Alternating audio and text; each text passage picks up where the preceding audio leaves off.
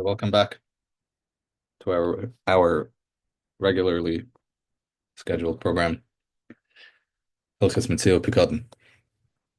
Um, we're learning Hilchos Mציאה, which is the laws of Shabbos Aveda, returning lost objects, and we're holding Sifchav Beis, and these halachas, as we mentioned, are called Hilchos Mציאה Upikadon, but so far, for the first 21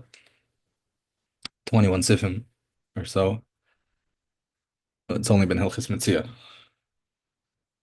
But from this point on, for the next couple of sifim, so we're now getting to Hilchos Pekadon in addition to Hilchos Mציאה, and then we'll go back to Hilchos Mציאה later on Seif and Gimel. And how does Hilchos Pekadon come in to Hilchos Mציאה? Hilchos Pekadon is the laws of guarding objects that were entrusted to look after. What does that have to do with Hilchos Mציאה? And Shulchan Aruch and Chesed Mishpat, these halachas are in two different places. Hilchos Mציאה, the halachas that we're going to discuss today are in Sefer Samach Zayin. Hilchos Pekadon, they're in Sefer Tzadik Beis. But the Alter Rebbe puts them together, and he puts them together because they're connected. Because, as we'll learn, once a lost object comes into your possession and you become obligated to return it, so the Torah gives you a din of a shemer aveda. In other words, we know that there are several different types of shemerim: shemer chinam, shemer sacher, shayel secher, and that's a normal case of custodianship. When one person goes over to another person and he asks them, or he hires them, or one person borrows from another an object that belongs to another person. So now you're holding on to something that belongs to someone else. You're a shamer, you're a guardian or a custodian. When it comes to shemer aveda, nobody appointed you a shemer aveda. You find something that's lost. The Torah appoints you a shemer aveda. The Torah says that since you found it, you're now obligated to look after this lost object until it's returned to its rightful owner. And in that way, there's a lot of overlap between the dinim of Metziah and the dinim of Aveda. Just to briefly do a little bit of chazar before we start, learned obviously in the first 21 sifim that there is a mitzvah of Shabbos Aveda, of number one, a mitzvah saseh, of returning lost objects, a mitzvah saseh of leisucha leisalam, of not to ignore a lost object. We learned about different ways that a lost object can be encountered.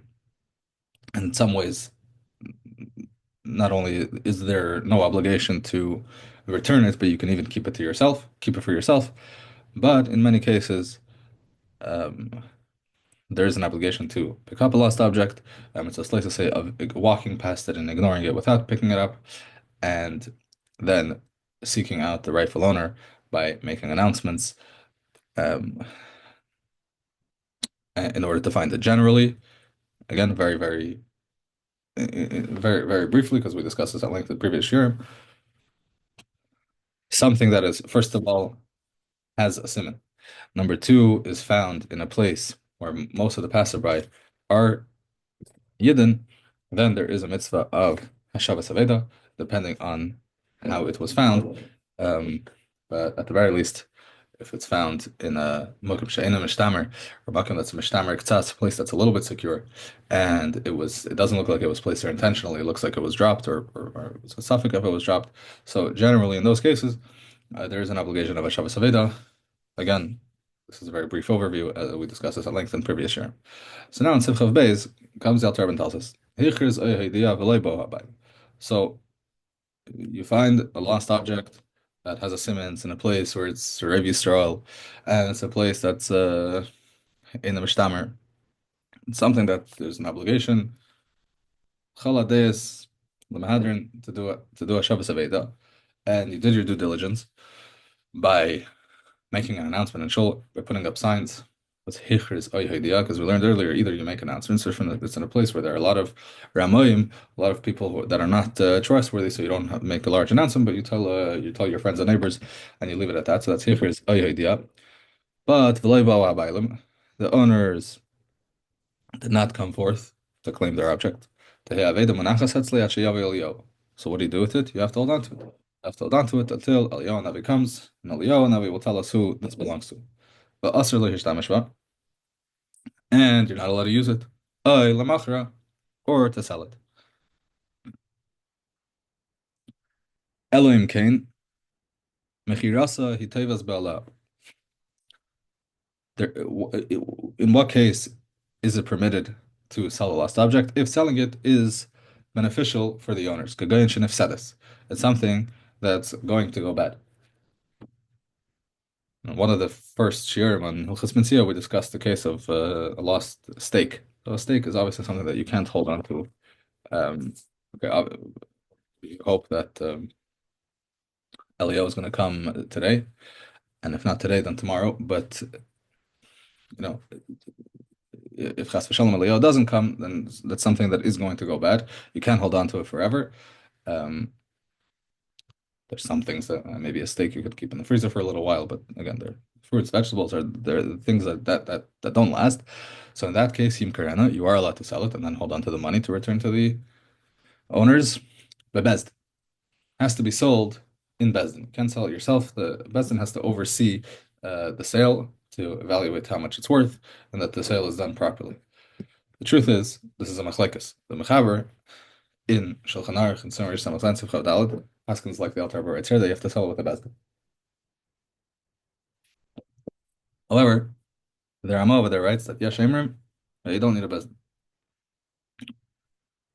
The smell over there also seems like it's maskim with the Rama. It also seems like the Shach is maskim with the Rama. A lot of Paiskim, Rishonim, and Achronim are Mekel say they don't need a Bezdin. And it's a Sefer we mentioned a few times in this year, the Sefer Emer Yaakov on the Alter Rebbe Shulchan Aruch on Chesed Mishpat. He Taka remains with the Tzarechim why the Alter Rebbe paskins like the Mechaber. He doesn't even mention that there's another opinion that you don't need a Bezdin. And like I said, he remains with the question, and I don't have a good answer. But what we do have to ask ourselves, according to this, is something that we spoke about in a previous year, that nowadays, not nowadays, there is a concept. It's already in the Gemara, but it's much more relevant nowadays of sham demand, which is that there are certain types of avedas, as we just learned that the halach is that you have to hold on to them until Eliyahu Navi comes. You have to hold on to them forever, which is difficult. And as we'll see, there are a lot of there's the requirements you have to look after it. You can't just put it away and forget about it. You have to shemer aveda. So what do you do? So as we discussed, halach is that something that's motzi liknis b'chol shah, something that is available for purchase at any time. You don't have to hold on to it. Sham demand, you can write down how much this object is worth, and then you could keep it for yourself or throw it out, get rid of it, whatever. The shaila is that the Alter Rebbe doesn't mention the din of sham demand because as we discussed, first time we discussed it in Gemara and Shulchan Aruch, the one example that the Shulchan Aruch says of sham demand is tefillin. Tefillin was something that's matzah liknis b'chol shah, whatever. But most things were not. Things were custom made. You needed clothes. You went to a tailor. You needed clothes. No matzah liknis b'chol shah. You can't walk into a store and just buy, um, another one of the same thing, or get it on Amazon. You don't have to leave your house. But nowadays, almost everything is matzah liknis b'chol shah. Not everything, but a lot of things. So Shaila is, if the Alter Rebbe over here says that an Aveda that's going to get ruined, and therefore you don't have to hold on to it, you can sell it, but it has to be Bezdin. And let's assume that this is how the Alter Rebbe is passing all the way like the Mechaber, and he doesn't allow any room to be Mekel, like the Ramah and like other Shittas that say you don't need a Bezdin. So for us, well, we follow the Alter Rebbe's opinion and everything, Bein L'Hakol, Bein L'Achmer. So do we say the same thing over there by Sham demand that you would need a Bezdin also? So this is not a new question, it's an old question. The Sma in Chesed Mishpat writes that Taka, according to the Mechaber, in in this din, actually the Mechaber doesn't mention this din of Mechirasa, but in a different din where the Mechaber does mention it, but he says that just like the Mechaber says it over here, so too the Mechaber would hold the same thing by Sham Demeyan. And that's the opinion of the Smith. So the Alter Rebbe would be the same thing. If the Alter Rebbe over here holds you need a bezdin, then by Sham Demeyan, the Alter Rebbe would also hold that one would need a bezdin. However, in the Sefer Mishpat HaVeda, he writes in the name of the Bach, and then the name of a Sefer called Urim Gedolim. And by the way, Rabbi Akiva Eiger on the Sma also is Metziah to the Urim Gedolim. They write no, that there's a difference between this din and the din of Sham Deman, and even though over here, even if you want to be machmer over here, they say that you need a bezdin. So that doesn't. Nevertheless, by Sham Deman, you could still be makel and not require a bezdin. So I don't know if there's any way to be machir clearly in the Alter Rebbe. Definitely over here doesn't seem like you could be medayik either way. Maybe elsewhere. In any case, there are these different opinions. L'cheira, there is what's reliant to be mekel. That's how all the achreinim today. Not necessarily ones that are passing like the Alter Rebbe and every single step and every single little halacha, lakula or lachumra, but basically they still paskin sham demeyan. They don't even mention a bezdin. So there is also an argument to be made that even according to Alter Rebbe, it works. So we'll leave it as somewhat of an open question.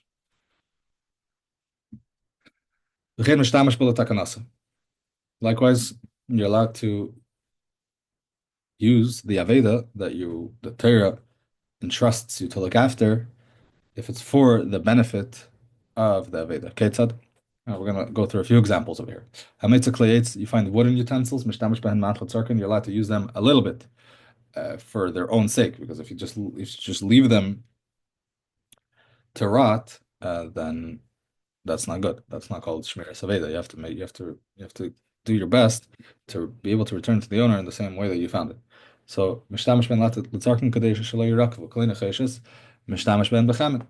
If you find Klein Cheshes, copper utensils, you can use them with hot water, hot liquids. But you shouldn't put it directly on the fire because that makes them wear out. You find silver utensils,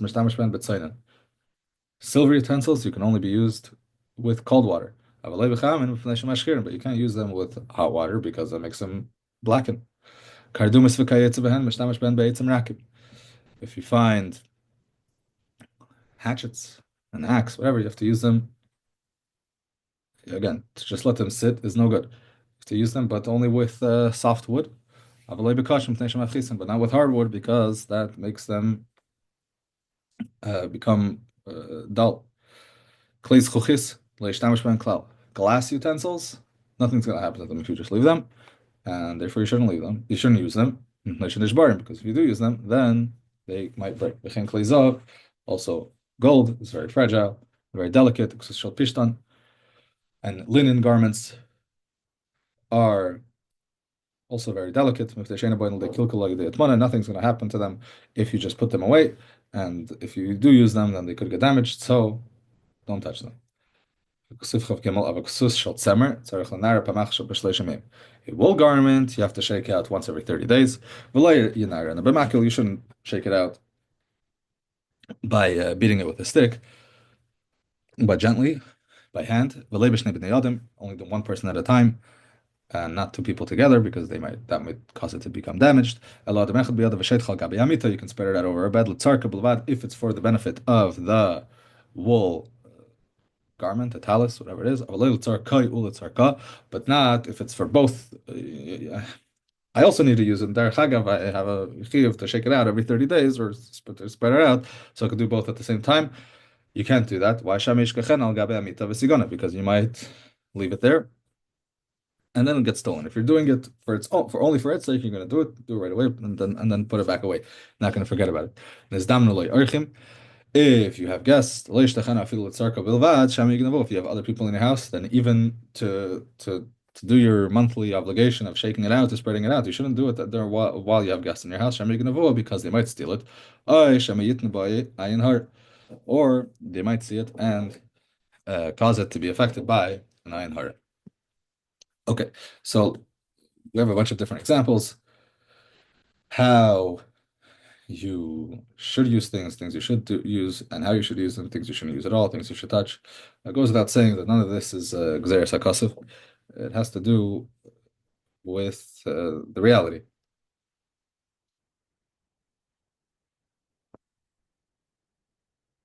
Ashtas, clothes nowadays, even wool clothes, for for whatever reason, they're made a little bit more professionally.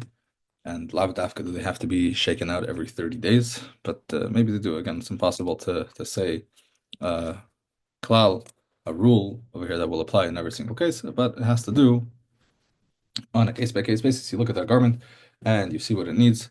And yes, to just leave it in a closet, even nowadays, just leave it in a closet forever for it to be eaten by moths and to get mold and mildew is no good. But to be taken out and aired out and shaken out as needed is a requirement according to halacha for something that is in the category of an aveda that has to be guarded.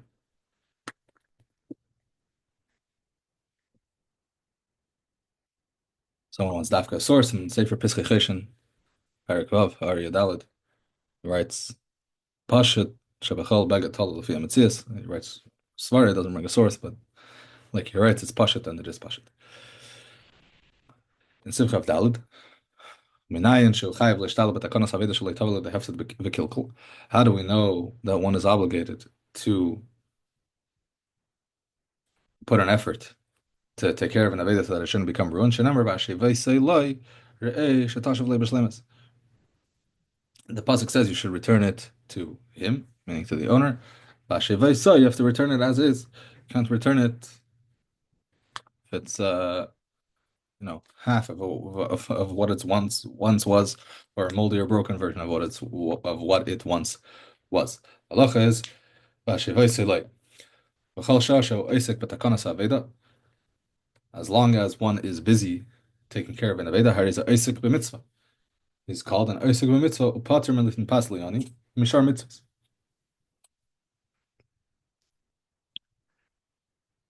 One who is busy taking care of an aveda, and the poor person comes knocking on the door and is asking for bread, not obligated to answer the door because your Isaac b'mitzvah is pater min mitzvah, and the same applies to other mitzvahs. Now, over here, the Alter Rebbe says this very briefly, this idea of Isaac b'mitzvah, pater min mitzvah, but in Erech Chaim and Simon Lamed Ches, the Alter Rebbe goes into a little bit more detail and just briefly mention some things that are mentioned over there. Number one, kol Isaac b'mitzvah, pater min mitzvah. I feel even though you're able to, even if it's technically possible to do both. I mean, nothing's going to happen if you put aside the Aveda for 5 minutes, go do another mitzvah, and come back. Nevertheless, the halacha is kol oisik b'mitzvah pater min a mitzvah lefi shakol she'oisik b'mlachta shel makim leichiyav teter l'terich l'kayim mitzvah sacher saf b'shashel. The Torah does not require you to do other mitzvahs. The same Torah that tells you to do the mitzvah tells you that if you're busy doing another mitzvah, you're not obligated to do the mitzvah. So therefore, the example over there in Sefer Lamed Ches is somebody who's busy guarding a mess, which is a mitzvah, is pater from tefillin and from Kriya Shema and from other mitzvahs, even though we're able to do both. And somebody who's again digging a grave, also a mitzvah, even if you have to take a little break, because taking a break is part of doing the mitzvah, because you need to have koyach to continue. That's still called Eisuk mitzvah pater min mitzvah. However, this is all when you're actively doing a mitzvah, or even when you're taking a break, but you're still actively involved in doing the mitzvah. But somebody who's passively doing a mitzvah, I have an Aveda sitting in my house in the Aveda box or in the closet, like Actually, you can't just leave it in the closet forever, but in between every 30 days we have to take it out, you can leave it in the closet.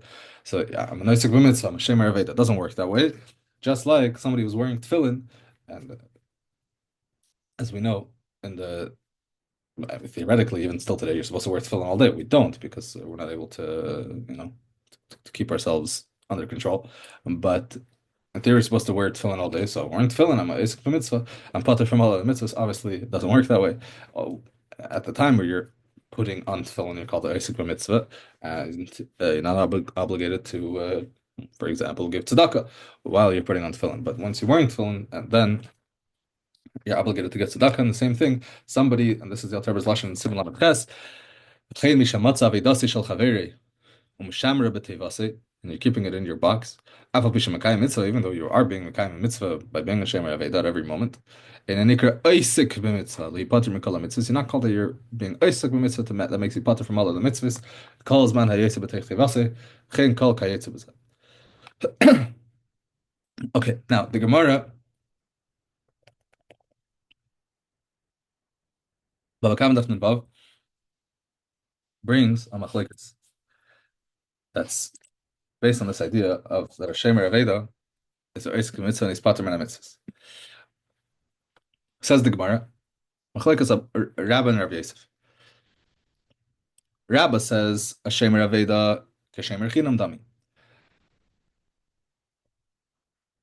Rabba says that a shemer aveda is considered a shemer chinam is considered an unpaid shemer, an unpaid custodian.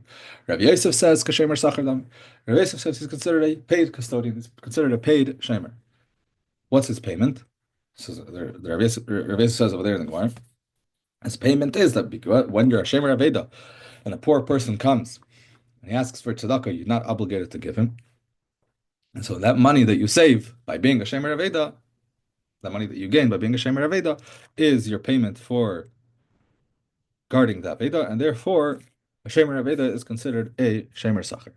Now, why is it important or relevant? Why do we care whether shemer aveda is a shemer chinam or a shemer sacher? So,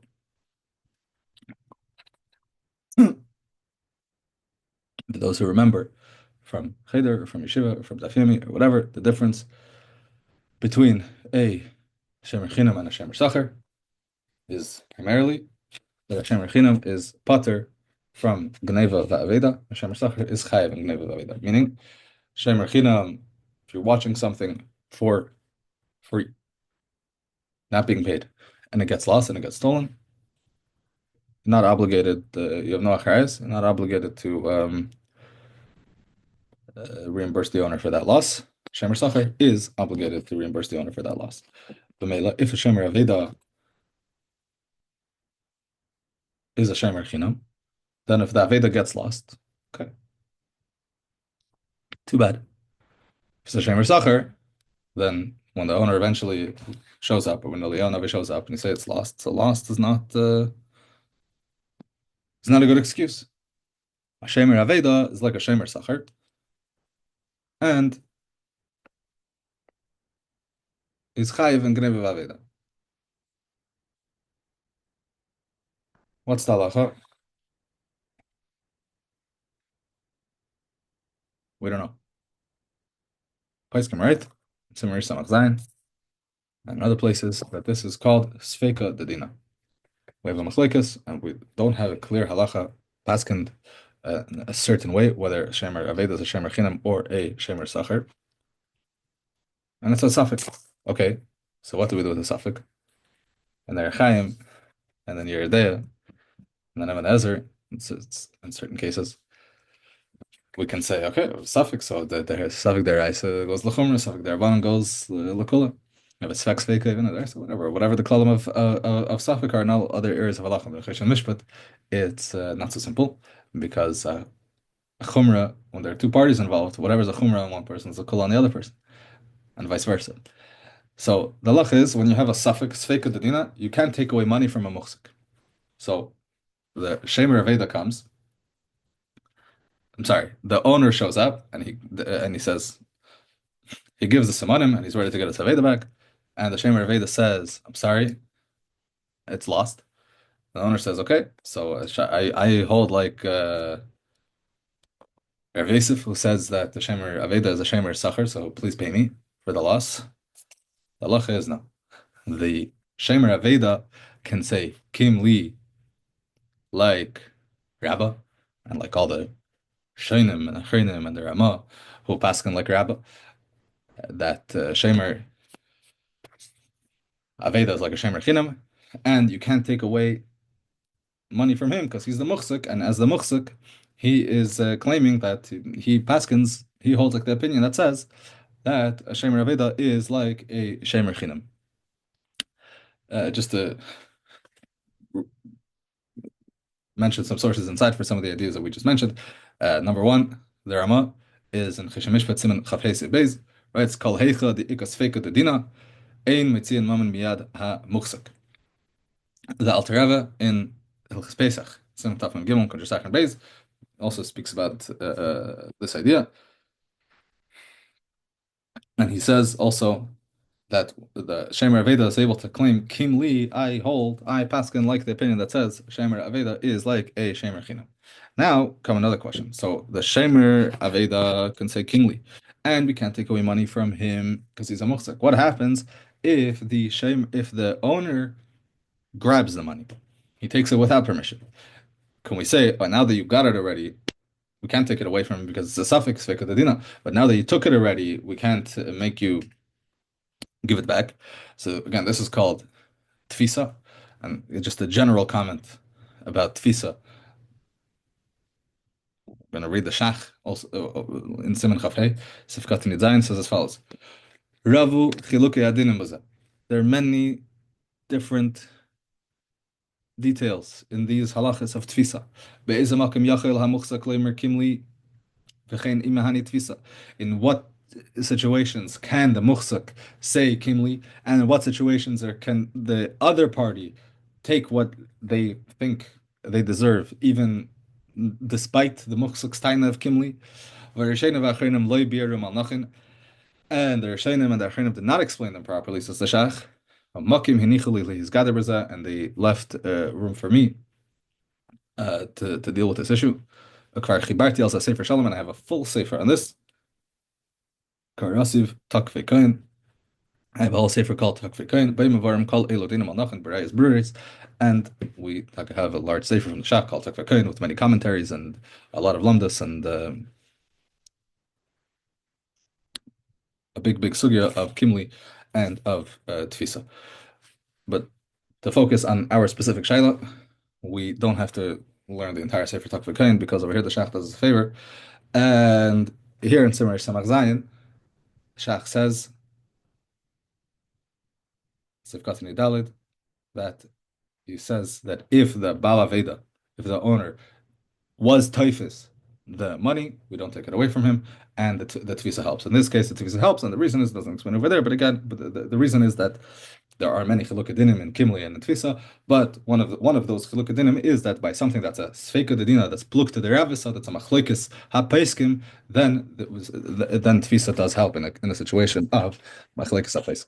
Okay, I know this is necessarily a common day-to-day scenario, but l'shleimus ha'inyan, these are the general ideas, general halachic considerations at play over here. So here we begin Hilchos Upikadon. Just like it's by an Aveda, everything that we said earlier by Aveda also applies by Upikadon. That the owners went overseas. That the custodian is obligated to take care of the Upikadon just like one is obligated to take care of the Aveda. However, unlike by an Aveda, here's the first difference between Aveda and Upikadon. By a Upikadon, you're not allowed to sell an Upikadon because something's going to happen to it. What's going to happen to Upikadon? You know something's going to happen. What's going to happen is Pesach is going to happen. We mentioned this also in an earlier share. Somebody is guarding chametz, and it's Erev Pesach. What's going to happen? Chatzos and Erev Pesach. Or Chatzos is only a mitzvah say tashbisu, but once Pesach comes, it's going to become Aser Bahana, right? So you know that something is going to happen to this chametz, you have to get rid of it. So you could do the owner a favor and sell it. And you are mechuyev to do the owner a favor and sell it midin hashavas aveda. The shaila is when. If you sell at the last moment, you're not necessarily going to be able to get such a good price for it. If you sell it the day before, you might be able to get a normal price for it. So when it comes to naveda, we say sell it. Don't wait for the last minute. Sell it right away so that you're able to sell it for a normal price. However, when it comes to a Upikadon, the Alter Rebbe over here says you can't do that. You have to wait until the last minute. But by Upikadon,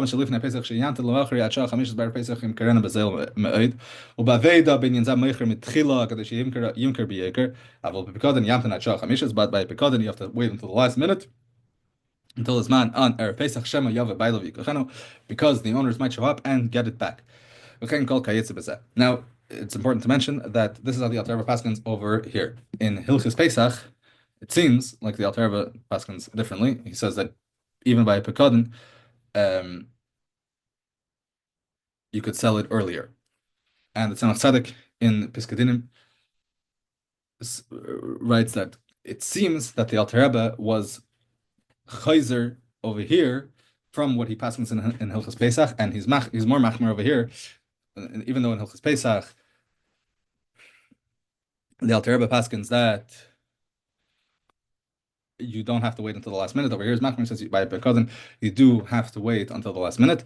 And obviously, since this was written later, this is what we would go by, because Chesed Mishpat was written after Erechaim, which and B'chlal, Hilchos Pesach was written first. The first halachas that the Alter Rebbe wrote were Hilchos Tzitzis and Hilchos Pesach.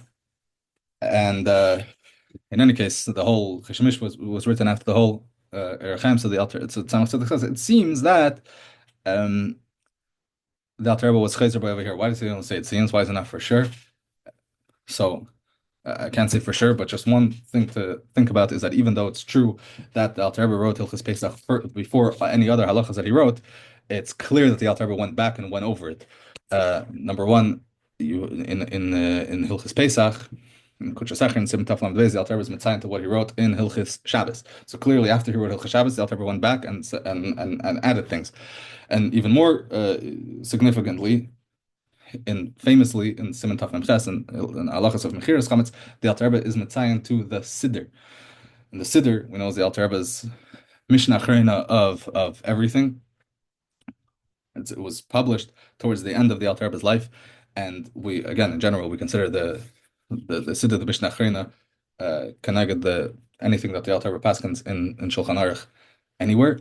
So if the Alter Rebbe went back over Hilchos Pesach, maybe it was after Chesed Mishpat, so it's not 100% clear. Not saying that's for sure why it's only Kanira that the Alter Rebbe was Chayzer, not for sure, but that's just another point to add into consideration. Obviously, there are other arguments that you can make why it's only Kanira that he was Chayzer by and not he was for sure Chayzer by. Seif Chaf Hey. Somebody who finds Sfarim or Sfarim were deposited by him, you have to roll them and unroll them. You have to do it every 30 days. When you open them up to roll them and unroll them, you're allowed to read on them. You're not allowed to open them to read from them. You're not allowed to read a parsha twice. You're not allowed to read a parsha that you never learned before in your life.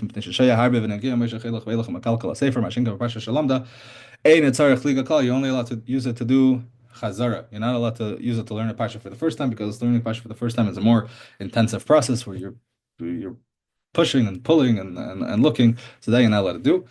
But that's all it has to do with Tanakh. When it comes to Gemara, somebody who is the more you learn, the more iyun is required, and the more kvetching and pulling and pushing is required. So when it comes to Gemara, even if you're learning it for the second time or third time or even 100th time, that is not allowed to be done in a Sefer that is an Aveda that you're guarding as a Shemer Aveda. Now, obviously, this is talking about scrolls. It says Sfarim over here. It's talking about scrolls. It's talking about goylel, and you don't roll a sefer, you roll a scroll. And scrolls, parchment scrolls, need to be rolled and unrolled at least every 30 days. Our Sfarim don't need to be rolled and unrolled every 30 days, or even opened every 30 days. And if they're just left in the proper, in a room that's not obviously not in a damp basement, then they're going to get moldy. But in a normal dry place, they should seemingly be able to last forever that way.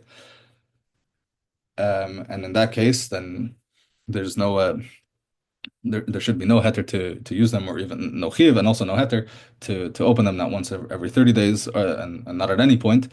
Maybe once in a while it is important. Again, this is something that you have to figure out on a case by case basis. Maybe older farm, antiques farm do need to be opened up to air out at least every every once in a while.